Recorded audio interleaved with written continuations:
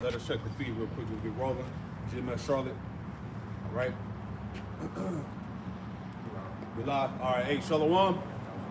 Hey, GMS Charlotte back at you with another live lesson, live camp through the Holy Spirit, the Rakak Dash. Before we get started, we give all praise, honor, and glory to Yahweh. Ba'ashem, Yahushai, Ba'ashem, Rakak Dash. Hey, double honors to the apostles and elders of Great Millstone who taught us his truth. Double salutations to all you Akim out there laboring in the house of David, the elect. That's pushing his word with all truth, righteousness, and sincerity. Shalom to you, brothers. Shalom. All right, we out here to bid them to the marriage. You Israelites, salvation is for you. You are the chosen sons of the power. You so-called Negroes, Latino, Native Americans, Hispanics. All right, we are at the time of the end of the world, the end of the age. Esau's going down. World War III, famines, pestilence. A great time of evil that's coming upon the earth. Pursuing the Revelation 6th chapter, man. All right? When you read that chapter, it goes into what? The four horsemen. It goes into the plagues, the famine, the death. All right, all these things are sanctioned for Babylon, for the world. Scriptures tell us in 2nd Ezra, the 16th chapter, that sorrows were going to come upon the world on every side, man.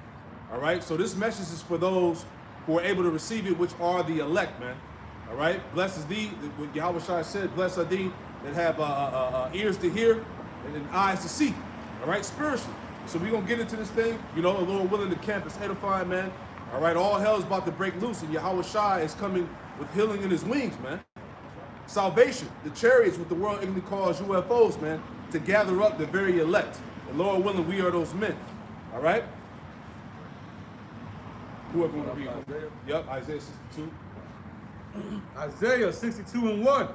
For Zion's sake will I not hold my peace, and for Jerusalem's sake I will not rest, until the righteousness thereof go forth as brightness, and the salvation thereof as lamps that burn. Right, the brightness is really the light, man. This knowledge, the wisdom in Yahweh man. Okay, this wisdom, knowledge, and understanding. Real quick, go to Sirach, chapter 24. Give me verses 32 and 33. Because this righteousness, it says, I will not rest until righteousness thereof go forth as brightness, and salvation thereof is a lamp that burneth. All right, the light. You know, and the prophets also represent that light as well. All right, Sirach 24, verses 32 and 33. Baba Kasha. This is the book, Sirach chapter 24, verse 32. It reads, I will yet make a doctrine to shine as the morning, and I will send forth her light after off. It's like afar off. Verse 33. And that light, this wisdom, is shining afar off, meaning it has reached the four corners of the world. That's right. All right, you have the elect that have been scattered abroad that are taking witness of the light, and they're waking up. This is why you have different brothers, different camps all around the earth rising up, standing up. Okay? The Lord said that I should be to them as a small sanctuary, whether they have been scattered to, roughly paraphrasing.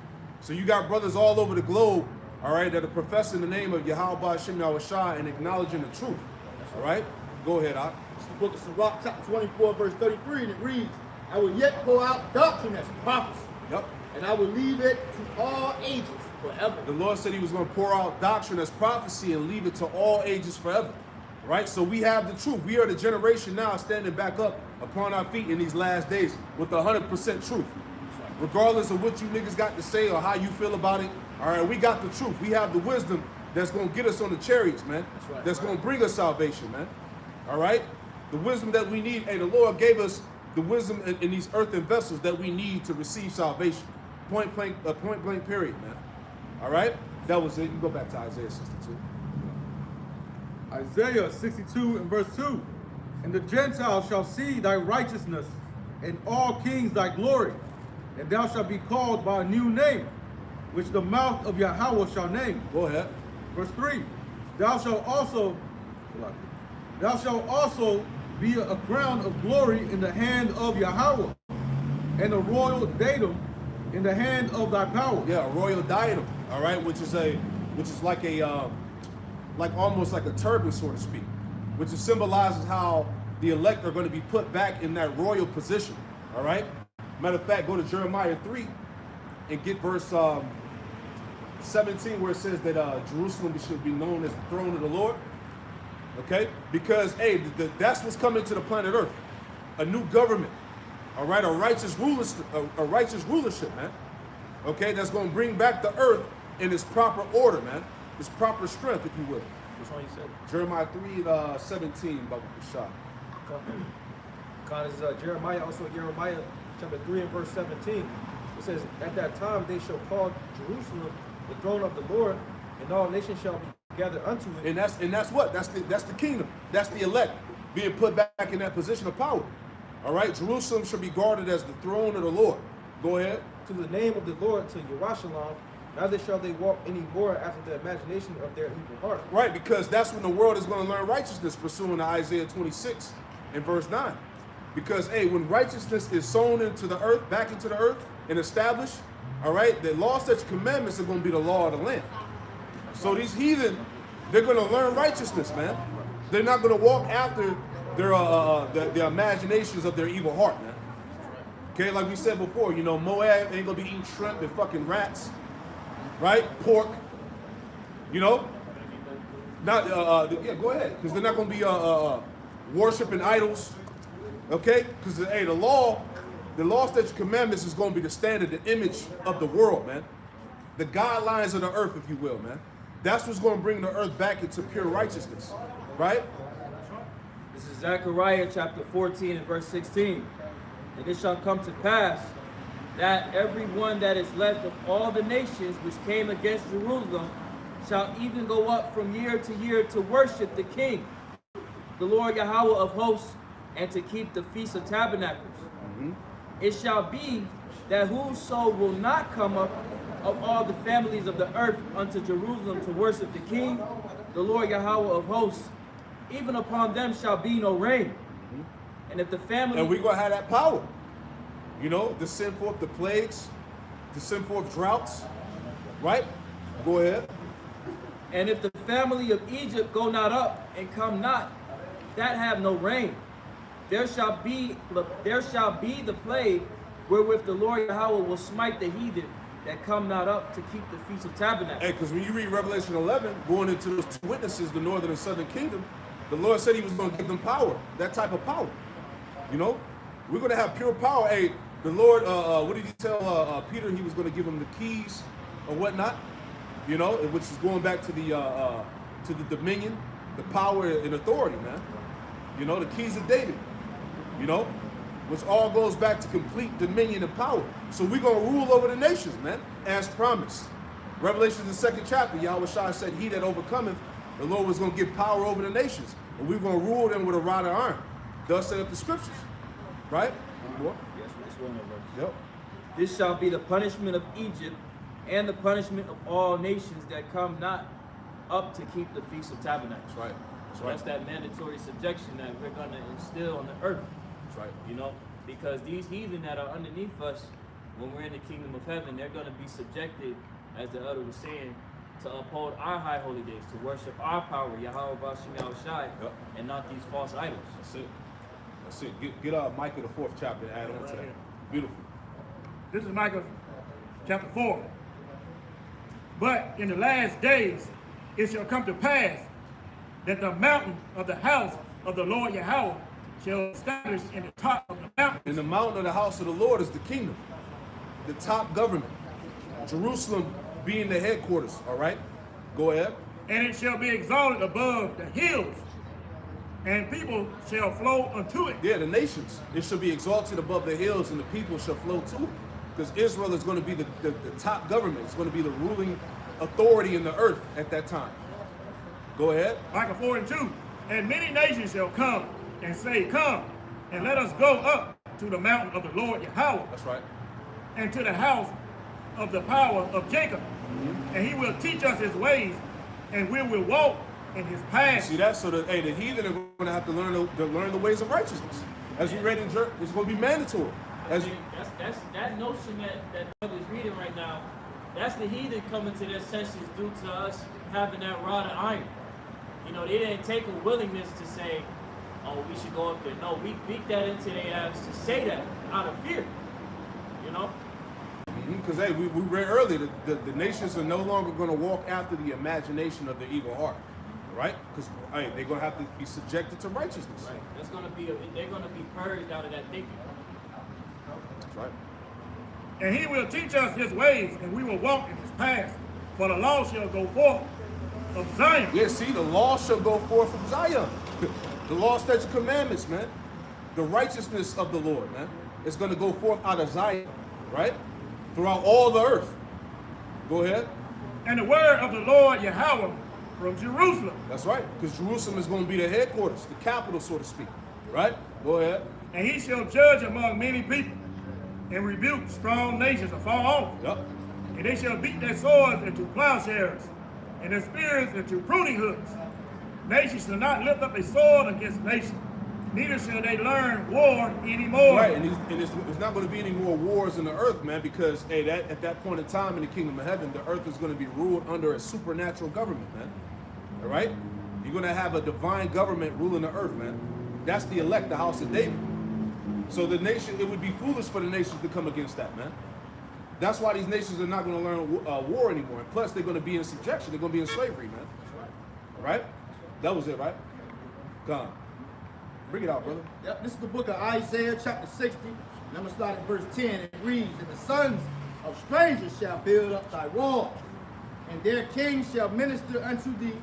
For my wrath I smote thee, but my favor have I had mercy on thee. And that's the mercy. The Lord said that the stranger shall build up thy walls, because in the kingdom of heaven, hey, Israel ain't going to be working, man. The heathen nations going to build up the kingdom of heaven, man. And Lord willing, we part of the first fruits to be a part of that story, man. To see that happen, to see the kingdom of heaven be established from scratch, so to speak, man. Strangers shall build up thy walls, man. Did we not build up the society? Did we not build up the world? Were we not under the subjection of the nations? So that's the mercy of the Lord. Every heathen kingdom that came before America, we built. That's it. Go ahead, Al, any more? Yes, sir. Isaiah chapter 60, verse 11. Therefore thy gates shall be open continually. That's right. They shall not be shut day nor night, that men may bring thee the forces of the Gentiles, and that their kings may be brought. Right, so hey, that's the substance, man. So everything, the resources, the riches, the people themselves. All right, we're gonna obtain all of that, man. That's right. It said that, read that part about their kings being brought. Yes, sir. This is the book of Isaiah chapter 60, verse 11. Therefore thy gates shall be open continually.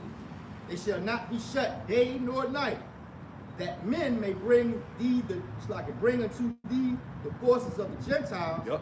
And that their kings may be brought. Yeah, their kings may be brought. So you got to understand, rulers, kings like Vladimir Putin, the leaders of China, Iran, all right, all the heathen leaders of the world are going to be under our subjection, man. That's right. That their kings may be brought. Let me get a quick precept.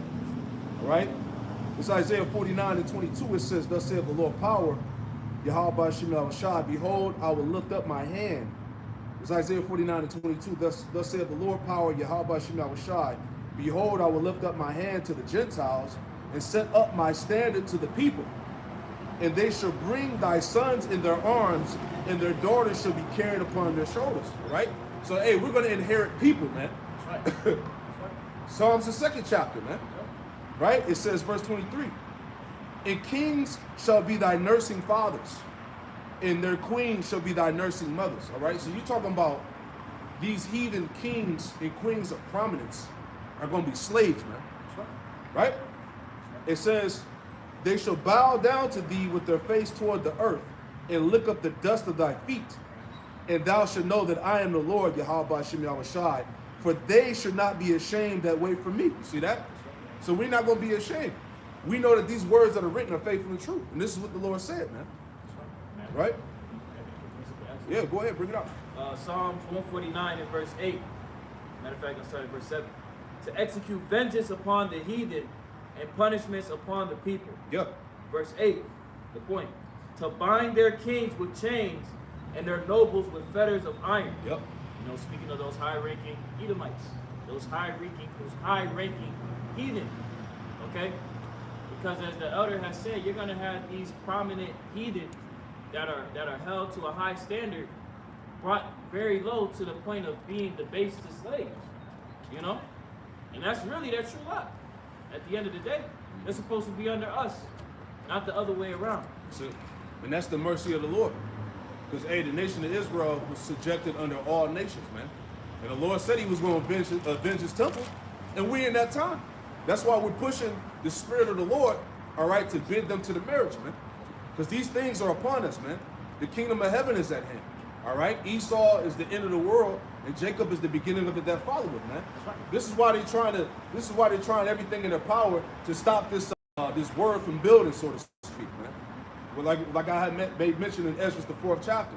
You know, them heathen nations, they tried to stop the building of that second temple, man. You know, but it's not going to be stopped because this temple right here, the tabernacle, the Lord said, "My tabernacle is with men." So the men of the Lord are the temple, man. Right? So anyway, let's go back to the Isaiah 62. Let's add any more precepts. Right? Oh, what verse? Isaiah 62, and we can start back at verse 2. It's Isaiah 62 and verse 2. It says, "And the Gentiles shall see thy righteousness, and all kings thy glory. They shall be called by a new name, which the mouth of the Lord shall name. That's right. Thou shalt also be a crown of glory in the hand of the Lord, and a royal diadem in the hand of thy God. Thou shalt say, thou shalt say no more, be termed forsaken. That's right. Neither shall thy land be any more termed desolate, but thou shalt be called, how you say that? Hephzibah, Hephzibah. which means my delight is in her. All right. Matter of fact, yeah, give me Jeremiah 6 and 2.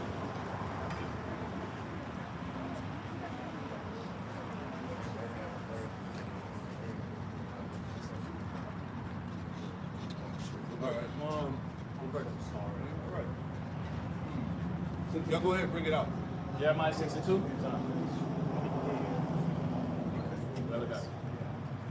I'll grab it. It's Isaiah chapter 6 and verse 2. It said, no, I don't think it's the Jeremiah. Jeremiah, okay. Book of Jeremiah chapter 6, verse 2. I have likened the daughter of Zion to a comely and delicate woman. That's how the Lord views the nation of Yasharala. That's his woman. Okay? Verse 3. The shepherds with their flock shall come to her. They shall pitch their tents against her round about. They shall feed everyone in his place. Prepare ye war against her. Arise, and let us go up at noon. Woe unto us, for the day cometh. It's like for the day goeth away, for the shadows of the evening are stretched out. See that? So I want to read this here because, in the book of Jeremiah chapter 6, verse 2, pretty much the Lord ordained Israel pretty much like a woman. You see that? So when you pretty much out here and you defiling yourself with other religions, other philosophies, things like that, you're pretty much allowing yourself to be defiled, man. You see? So I'm going to read it again. This is the book of Jeremiah 6, verse 2. And it reads, I have likened the daughter of Zion to a comely and delicate woman. See that? And also, we're waiting for our bride, man, or our bridegroom, which is our side. See that? So Come on, we're gonna make it quick.